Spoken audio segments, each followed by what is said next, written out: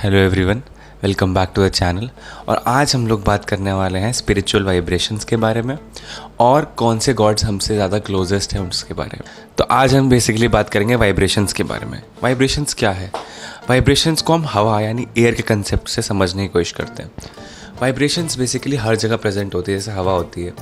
अगर हवा बहुत ज़्यादा तेज़ या बिल्कुल ही अवेलेबल ना हो तभी हमें हवा की इंपॉर्टेंस का फील होता है, तभी हमें इंपॉर्टेंस फील होती है विंड की, राइट। उसी तरीके से वाइब्रेशंस भी ऐसी है। जब आप बहुत हाई कॉन्शियस लेवल पे होगे, हाई वाइब्रेशंस पे होगे, like you are happy, you are satisfied with yourself, तो वो एक हायर स्टेट ऑफ वाइब्रेशन कहलाती है।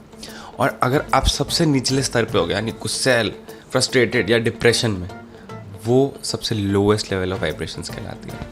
तो ये जो कंसेप्ट है वाइब्रेशंस का, इसको आप इस तरीके से समझ सकते हैं। अब जो ये वाइब्रेशंस है सारी की सारी, ये हर ह्यूमंस में होती है और ये टाइम टू टाइम चेंज होती रहती है। कभी हमारा मूड बहुत अच्छा होता है तो कभी हमारा मूड बहुत डाउन होता है। तो स्पिरिचुअलिटी में इस कंसेप्ट को वाइब्रेशन नाम दिया गया है। तो आप अपनी वाइब्रेशंस इंक्रीज़ कैसे कर सकते हो? ऐसा कहा गया है कि अच्छा फूड खाने से, मेडिटेशन करने से और कुछ अपने मंत्रों का जाप करने से आपकी वाइब्रेशंस इंक्रीज़ होती है। अब आते हैं गॉड्स पे। हमारे यहाँ पे ऐसे कौन से स्पेसिफिक गॉड्स हैं जो एक्चुअली इस समय अर्थ पे हैं और उस रीज़न की वजह से हमारी उनसे कनेक्शन ज़्यादा स्ट्रॉन्ग होते हैं। फॉर एग्ज़ाम्पल शिव जी।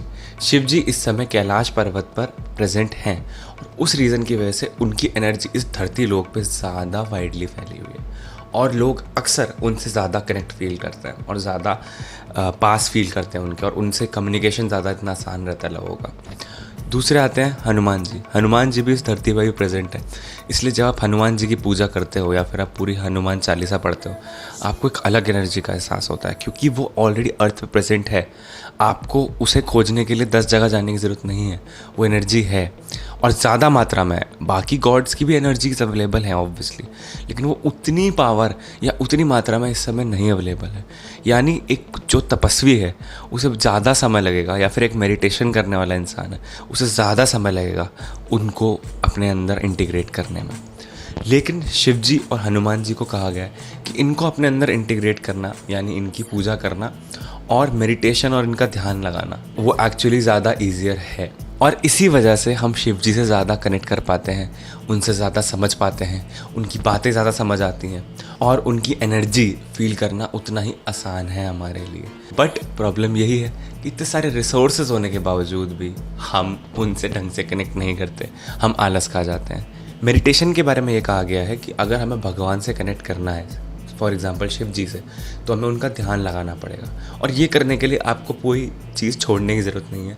सिर्फ 10 मिनट से 15 मिनट भी अगर आप ध्यान लगाएं उनका एक दिन में और शिवा स्तोत्रम सुने 1 या 2 बार मैक्सिमम, जितना आपका दिल करे, उतना ही बहुत है। आप उतने में ही शिव जी से वेल कनेक्ट हो सकते हो और अपनी लाइफ की वाइब्रेशंस को इंक्रीज़ कर सकते हो। बिकॉज गॉड से इंटीग्रेट होने से ज़्यादा कभी आपकी वाइब्रेशन ईजिली नहीं बढ़ सकती। ये छोटे छोटे कुछ शॉर्टकट्स हैं जिससे फॉर एग्जांपल आप अपनी वाइब्रेशंस बढ़ा सकते हो। सो कैसी लगी आपको ये वीडियो? आई होप थोड़ी इन्फॉर्मेटिव लगी हो। इस तरह के और फैक्ट्स देखने के लिए लाइक और सब्सक्राइब करना। So thank you so much for watching the channel and I hope to see you again soon. Bye bye.